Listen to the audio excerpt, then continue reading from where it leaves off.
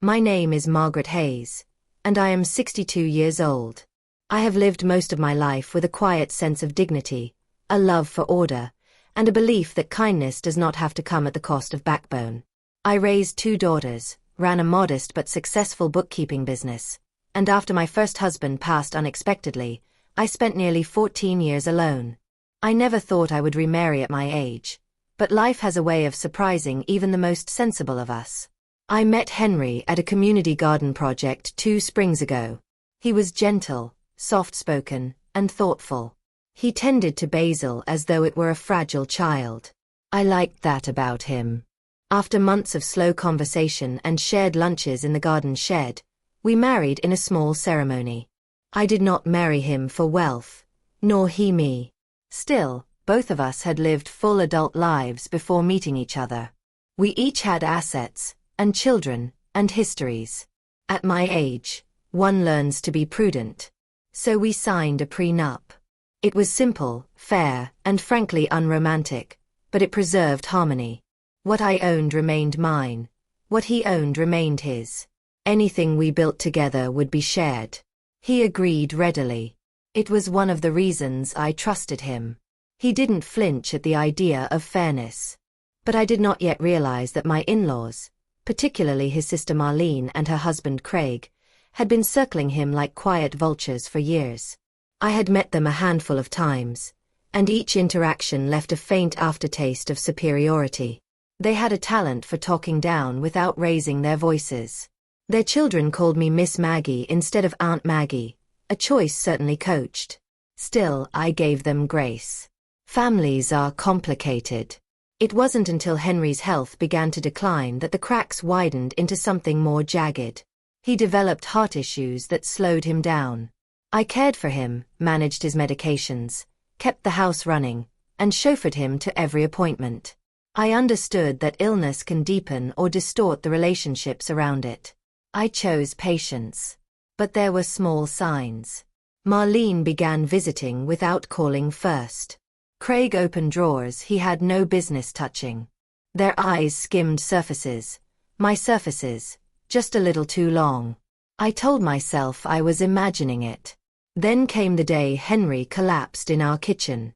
The ambulance carried him away under flashing lights, and I followed with a steady voice and trembling hands. He survived the episode, but he never fully recovered.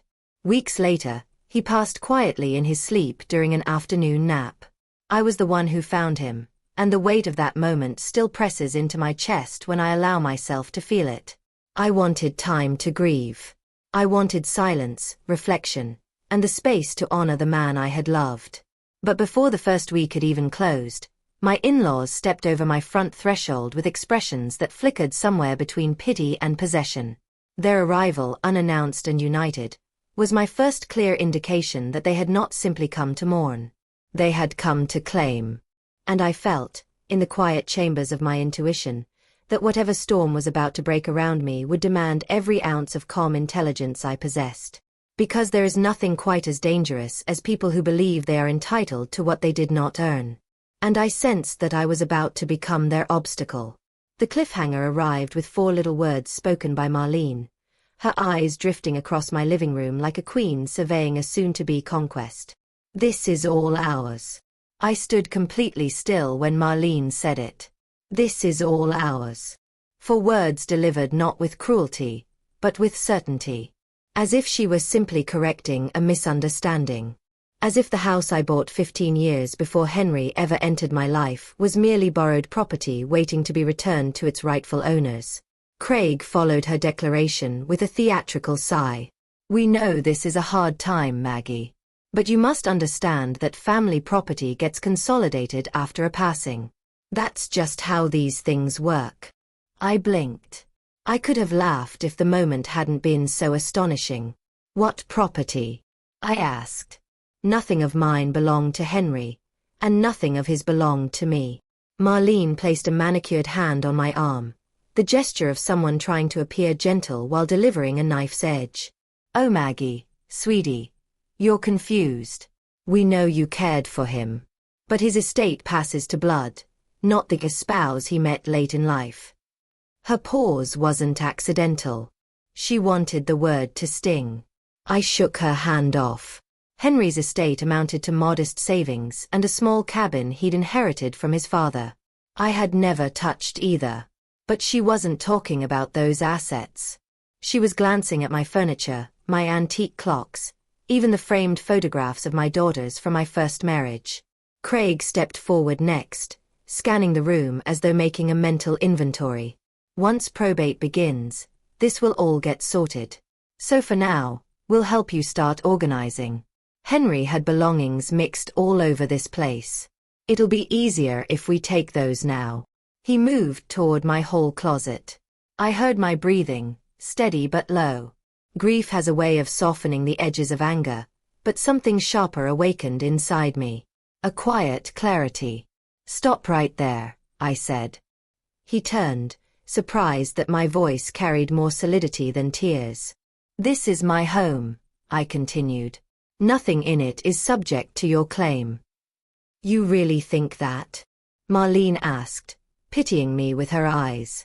Because Henry told us many times he planned to keep everything together for the family. That means... I interrupted her. I know exactly what Henry planned. I was his wife. Craig shrugged. Marriage doesn't override inheritance law. Especially not at your age. That struck deeper than I expected. I felt my fingers curl, not in rage, but in restraint. Still, I remembered the prenup. Signed, witnessed, and filed. Crystal clear. Legally airtight. But I said nothing. Not yet. Instead, I watched them continue their self-directed tour. Marlene walked into my kitchen, opening cabinets as if already deciding what to remove. These dishes look antique. Probably belonged to Henry's mother originally. They belonged to my grandmother, I replied evenly. Are you sure? She asked. Yes. She was doing it on purpose. They both were. They were rewriting history aloud, twisting reality with such confidence that an unsteady person might begin to doubt their own memory. But I had lived too much life to second-guess myself. Then came the moment that shifted everything from irritating to sinister. Craig picked up a folder from my desk, the folder containing documents for my business's client accounts, and held it as though it automatically concerned him. I stepped forward. Put that down. He kept flipping. We'll need to review all financial records. Henry said he intended everything to merge after the wedding. So legally, it's all shared. Actually, I said softly, legally is my specialty. Before I could elaborate, Marlene called from the hallway. We're calling our attorney tomorrow to initiate the estate claim. And until that's finished, we expect cooperation. Because everything here, everything, is family property. When they left, the silence in the house felt heavy with their fingerprints. I locked the door behind them. But as the click of the deadbolt echoed, I realized something important. They genuinely believed they had already won. They had no idea I was sitting on documentation that would dismantle their fantasy in minutes. The real question was how far they would push before discovering how wrong they were. I sat alone on the couch that night, a mug of cooling tea untouched beside me. Grief and insult mingled in uneasy layers, and the memories of Henry surfaced more tenderly than usual. He had known his sister could be overbearing. He had hinted once or twice that she and Craig were financially impulsive, which was his gentle way of saying they lived beyond their means. But he never wanted conflict. He avoided it so thoroughly that I often wondered how he survived childhood with Marlene. She had the kind of personality that could turn a shared meal into a territorial dispute. Growing up, she controlled her younger brother with guilt and noise, and he learned to placate rather than challenge. I loved Henry's softness, but I also understood its cost. Before we married, he had been supporting Marlene quietly for years. Small loans. Covering emergency bills. Fixing unexpected expenses. Nothing that hurt him deeply, but enough to create a sense of entitlement on her end. She believed his wallet was open to her. Permanently. When Henry and I began dating, that dynamic shifted. Not because I interfered, but because Henry began directing his attention towards something healthier. Toward us. He once told me he had spent most of his adult life being useful to others, and he didn't know how to be cared for until he met me. I remember that conversation vividly. He had looked almost ashamed, as if accepting kindness were a moral failure. I took his hand and told him gently that allowing oneself to be loved is an act of trust, not selfishness. What I didn't realize then was how deeply his family resented that shift. Marlene had called me the Garden Widow, a reference to where Henry and I met. She said it jokingly, but the tone was sharpened. Craig once suggested I upgrade my wardrobe now that I was tied to a more prosperous family, unaware, or uninterested in knowing, that I had been financially comfortable long before Henry entered my life. They had built a narrative in which Henry was their provider and I was the late arrival disrupting the order of their world. I didn't fit into their hierarchy. And when people depend on a person's resources more than they care for the person themselves, new relationships become threats. When Henry and I discussed marriage, he insisted on keeping everything fair and separate. It was his idea as much as mine. He called it protection for both of us.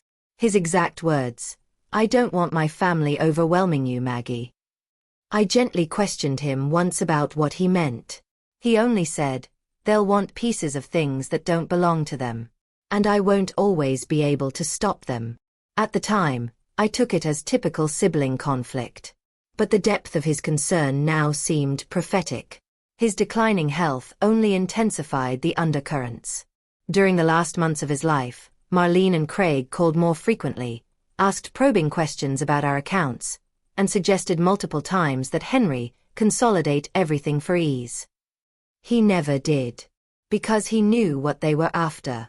Still, I never expected them to march into my home, belittle me, and try to claim everything from my grandmother's china to my business documents. For people like them, ownership wasn't about sentiment.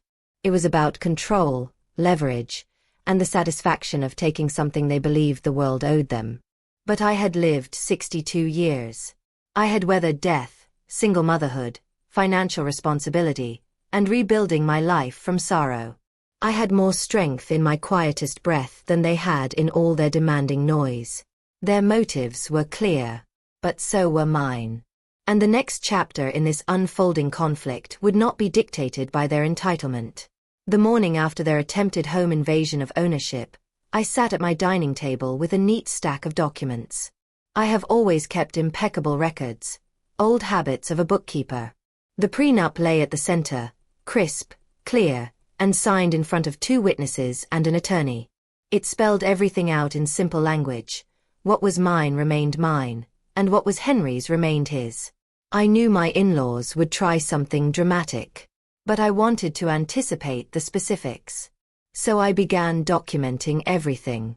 I typed a detailed timeline of their visit, including the statements they made, the items they attempted to handle, and their assertions about ownership.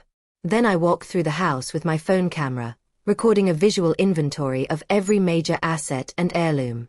My daughters taught me how to back up everything to cloud storage after one mentioned losing files to a hardware crash. That training now felt like a quiet gift. Next, I called Henry's attorney, the one who had drafted the prenup. His name was Jonathan Wheeler, a calm, dry-voiced man whose patience always hinted at decades of dealing with messy family disputes. When he answered, I explained what had happened. There was a pause long enough to suggest he was choosing his words carefully. "I'm very sorry for your loss, Margaret," he began. "And equally sorry that grief often brings out opportunistic behavior from those who should behave better. You're protected, but we'll prepare thoroughly." He asked me to scan the prenup, Henry's will, and any estate-related documents. I already had them organized in labeled folders. By noon, everything was sent. Then he said something that shifted my perspective further. Henry expressed concerns about his sister's expectations the day he signed the prenup, Jonathan told me. He wanted to ensure you would never be put in a position of defending your own assets. He was quite firm about it. I felt my throat tighten. Jonathan continued. "So rest assured, Margaret. Their claims are baseless. But entitlement doesn't need truth to cause trouble. We'll prepare for every angle. Every angle. Yes. That meant I needed to understand my opponents. I began reviewing public records online, property deeds, business filings, financial judgments. It didn't take long to uncover hints of Marlene and Craig's situation. A lawsuit from 4 years earlier involving unpaid contractor fees. A nearly foreclosed property that was saved at the last moment, likely by Henry. And a defunct side business that dissolved without paying its vendors. It painted a picture of a couple living on appearance rather than stability. Their sudden determination to extract value from my home made sense. They were desperate. And desperate people confuse desire with entitlement. As the day went on, I prepared for their next move. They would likely try to access the house again. Or push forward with a legal claim. Or both. What they didn't know was that any misstep on their part would become evidence. Late that afternoon, I received a voicemail from Marlene. Her tone was honeyed, but underneath it lay condescension. The contract was mine. The apartment was mine. And the truth, soon, would be mine to reveal. But not yet. A perfect reveal requires patience, timing, precision. And I had waited 63 years to master those skills. The next brunch was held at my cousin Daniel's penthouse. Valerie arrived late, dressed in a bright floral blouse and oversized sunglasses, carrying a designer purse that still had the price tag tucked discreetly inside. I watched her float around the room, showing photos of the dream apartment to anyone who would look. "I'm manifesting it," she said. "One day I'll be living there, sipping morning lattes on the balcony." I sipped my water and waited. Eventually, the conversation shifted to me, as it often did. Someone asked why I still drove that old sedan. Someone else joked that I probably brought my own tea bags to restaurants. Valerie added a snide comment about my notebook of rationing strategies. Laughter again. Predictable. I could have spoken up then. I could have shut it all down with one sentence. But revealing the truth wasn't about humiliating them. It was about reclaiming my dignity. So instead, I simply observed a little longer. Then the moment presented itself. Daniel asked Valerie, "So, what happened with that apartment? You still planning to apply?" She sighed dramatically. "Honestly, I can't yet. They raised the deposit. And without a roommate, I'd be stretching myself too thin." A few sympathetic nods circled the room. Someone joked about how Evelyn could save her entire life and still not afford that place. I set my glass down gently. "Well, actually," I began, my voice soft but steady, "I had my final walkthrough 2 days ago." The room paused. Valerie blinked. "Walkthrough? Of what?" "The apartment building you're talking about," I replied. "The 12th floor. The unit with the river view." You could have heard a fork drop. I continued, "I signed the contract on Thursday morning." Silence. Stunned. Thick silence. Finally, Valerie laughed, assuming it was a joke. "Oh, come on. Evelyn, you buying a luxury apartment? You're thrifty, not insane." I smiled. "I bought it because I'm thrifty, not despite it." Then I reached into my purse and placed the folder on the table. The contract. The deed application. The confirmation letter with my name written clearly across the top. "I've been planning this for a while," I said. "The lifestyle suits my needs as I get older. Safety. Accessibility. Good lighting.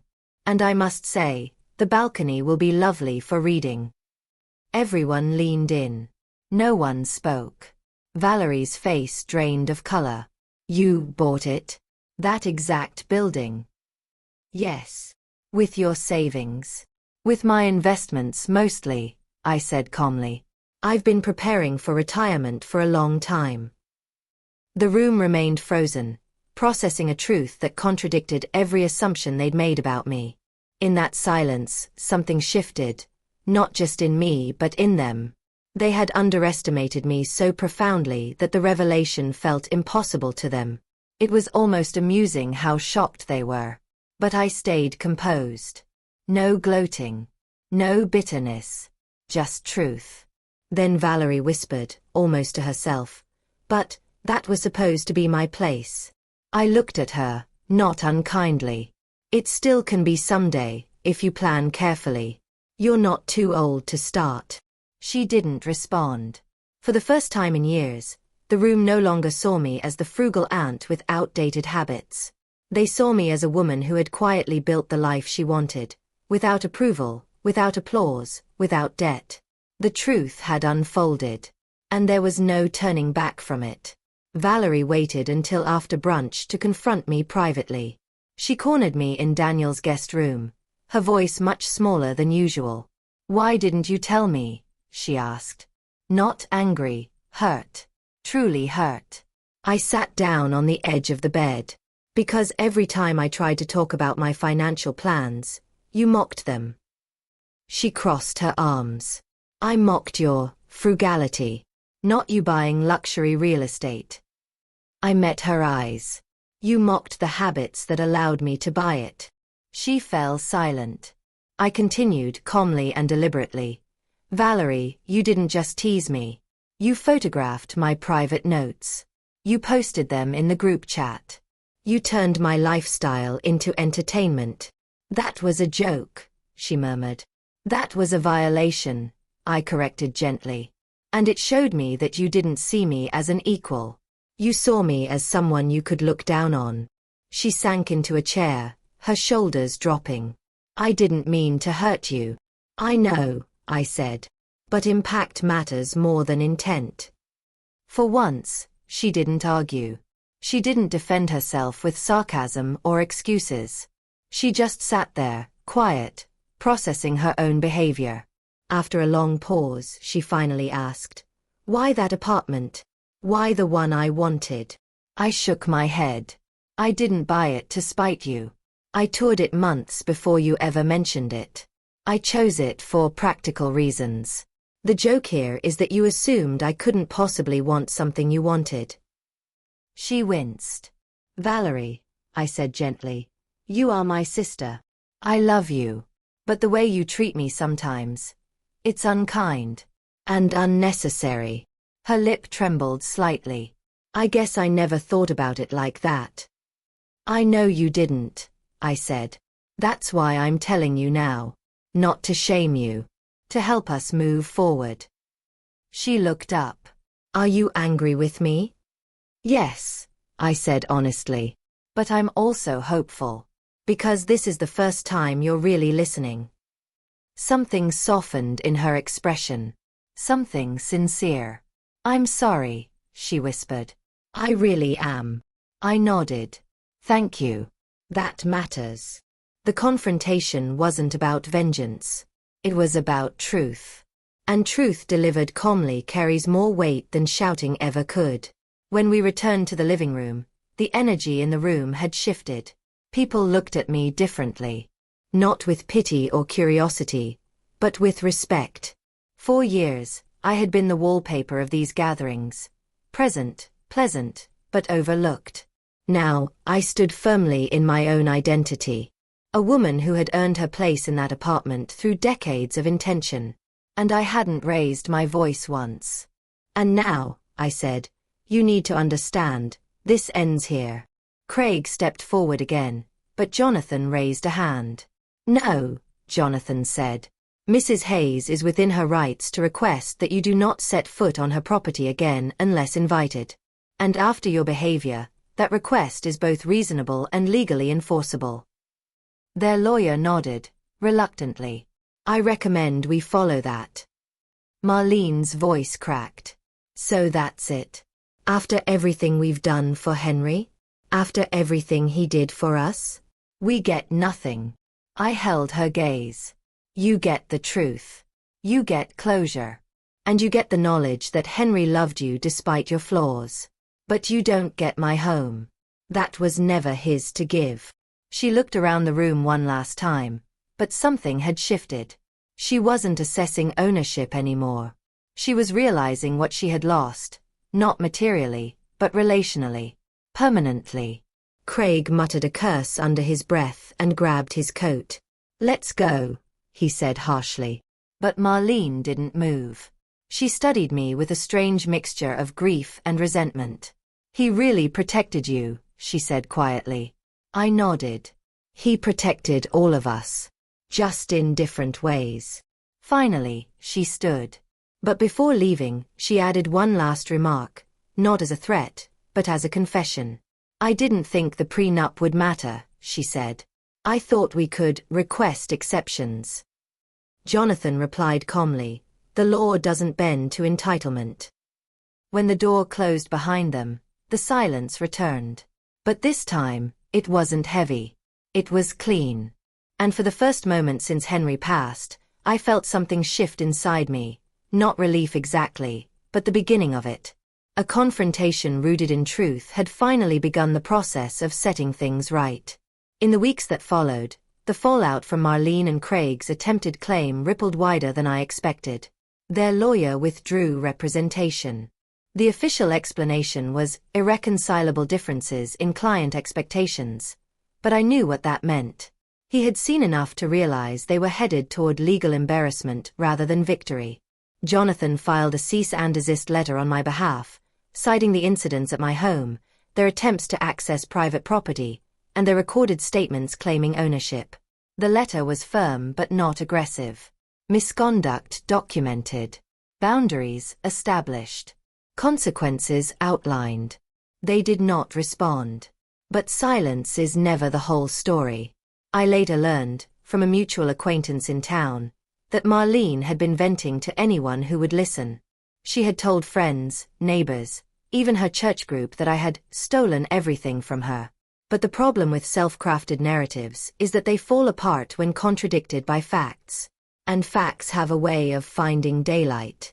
Someone in her circle, a retired accountant, asked a simple question after hearing her complaints. "Didn't your brother sign a prenup?" The confrontation that followed spread quickly through their small social network, and the sympathy Marlene sought evaporated. Her reputation for entitlement, already whispered about, became openly discussed. Craig suffered his own consequences. Their finances, already delicate, were strained further by the costs of the legal consults they had initiated. With Henry gone, so was their quiet safety net. The near-foreclosed property resurfaced. The unpaid contractor fees returned. And the defunct business's leftover debt came knocking again. Actions have consequences, especially when built on expectations rather than responsibility. Meanwhile, I focused on rebuilding the quiet of my life. I boxed up Henry's personal belongings with tenderness. Some went to his cousins, who wrote heartfelt notes thanking me for honoring him. A few cherished items I kept, a watch he wore every day, a photograph of us in the garden, a letter he wrote on our first anniversary. I reopened my bookkeeping business after a short hiatus, both for income and normalcy. My clients welcomed me back with warmth. My daughters visited more frequently, checking on me with gentle insistence. But the biggest consequence for Marlene and Craig arrived unexpectedly. One morning, Jonathan called. "We've received notice," he said, "that Ms. Dawson and her husband will not pursue any estate claims. They have acknowledged the validity of the documents." I sat down slowly. "So it's over?" "Legally, yes. Emotionally, another answer." Jonathan paused before adding, "And there is something else." Their lawyer forwarded a statement that Ms. Dawson requested he send along. A written acknowledgement that the items she attempted to claim were not her brother's. It appears she is attempting to avoid any further liability. A written acknowledgement. From Marlene. It was the closest thing to an apology I would ever receive. I thanked Jonathan and hung up. Later that afternoon, as sunlight filled my living room, the same room she once tried to lay claim to, I opened the envelope. The statement was short, almost painfully so. A few sentences admitting that she had been misinformed, that she understood the property was not Henry's, and that she would not pursue further action. It was clinical, no warmth or remorse embedded within it. But I didn't need her remorse. What mattered was accountability. And on that page, in black ink, she finally faced it. The consequences had arrived, not by my anger, but by the steady weight of truth. And now, I could finally breathe again.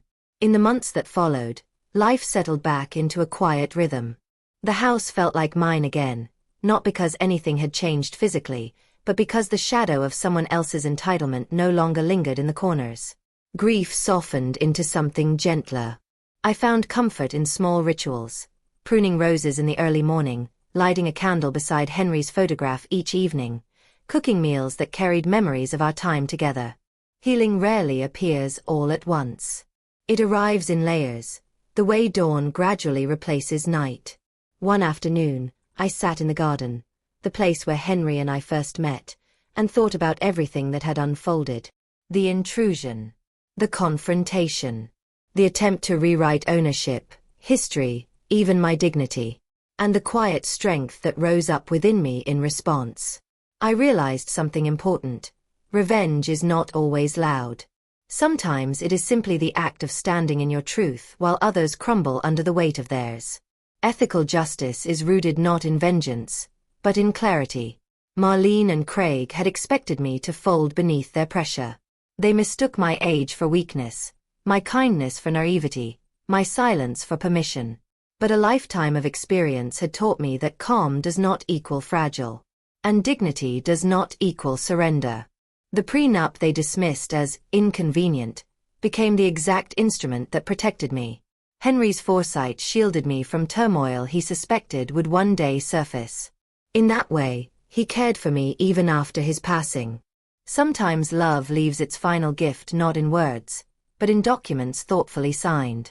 I heard from a cousin of Henry's during this period, a kind man named Walter. He told me that Marlene had become noticeably quieter in social circles. Not humiliated, just subdued, humbled perhaps.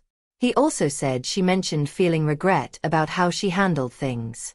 She didn't direct that regret toward me, but the acknowledgement existed nevertheless. I wished her healing.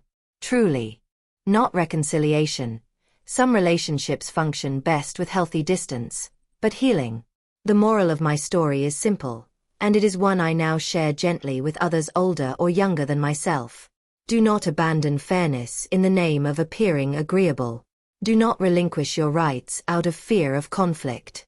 And do not assume others will act ethically simply because you do. Stand steady. Document everything. And face deceit with truth instead of fury. The most powerful form of revenge is living a life rooted in clarity and integrity while others trip over their own dishonesty. As for me, I continue tending my garden.